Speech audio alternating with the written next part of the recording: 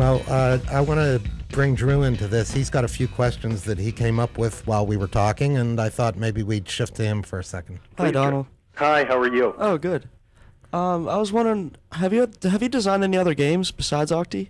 Yes. Well, in addition to Octi, there's a new game, Octi for Kids, which is just a smaller, faster version of Octi. It's a 6x7 grid of squares. There are 4 pieces on a side.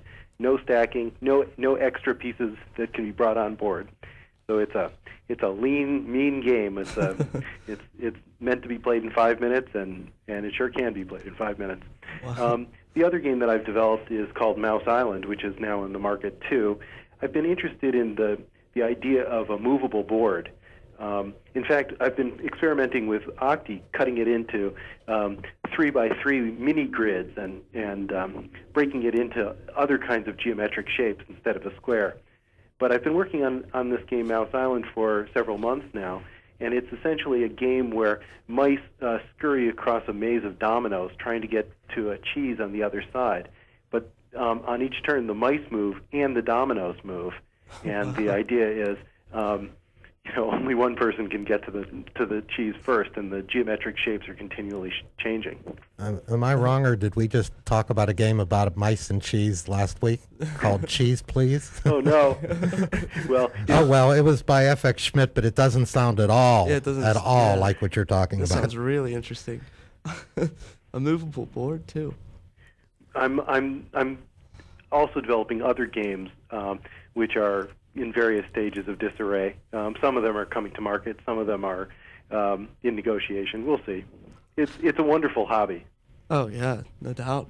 Were you looking for mass market success with these games, or like Octi and Mouse Island, or are you just going to stay towards the specialty shops more? I like the specialty markets. I like working with family-owned businesses. I like the idea of having a kind of one-on-one relationship with the manufacturers and the distributors.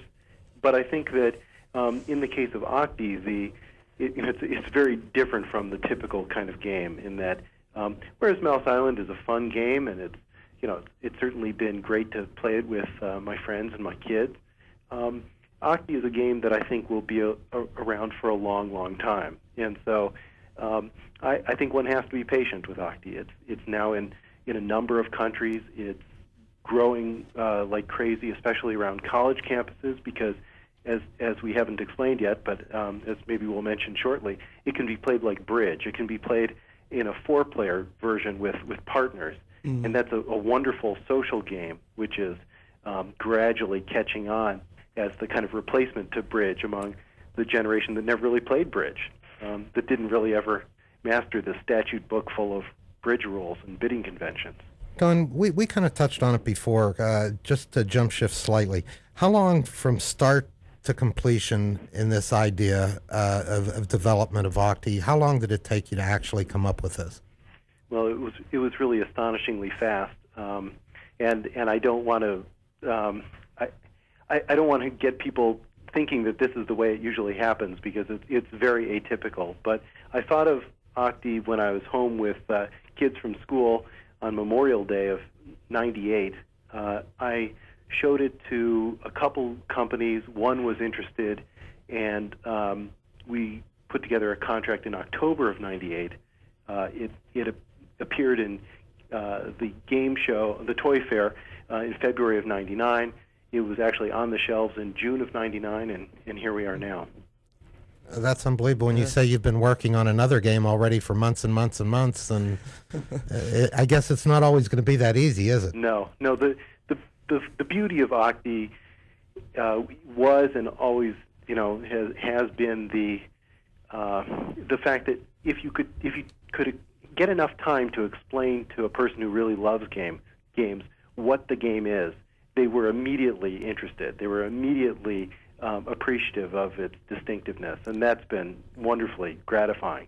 The other games that I've done, well, they're fun and they're fine, but an Octi only comes around once in a while. Oh, I understand. You said you didn't have much trouble getting it produced, and you took it to Great American. Why them? Well, I like the idea of working with people face to face. My other experience was working with a game company overseas, and there was tremendous problems in terms of interacting in any kind of consistent and even cordial way, that I really grew tired of it, and I thought, well, I'd really rather deal with people that I can meet with a 45-minute drive, or I can call up on a frequent basis and talk to face to face. And you never considered draining the family account and doing it yourself? No, I'm far from a businessman. I mean, it's really, and I think that my general approach will be to avoid that end of things. I mean, I think that it's wonderful being a game inventor. It's really no fun dealing with the business side of things, because it's a rough world. It's a world where you have to know a lot about how to make accounts receivable. I mean, it's no joke. It's a field where a lot of money changes hands and a lot of deals are made, and sometimes you get paid and sometimes you don't. And if you're not careful, you can really lose a lot of money.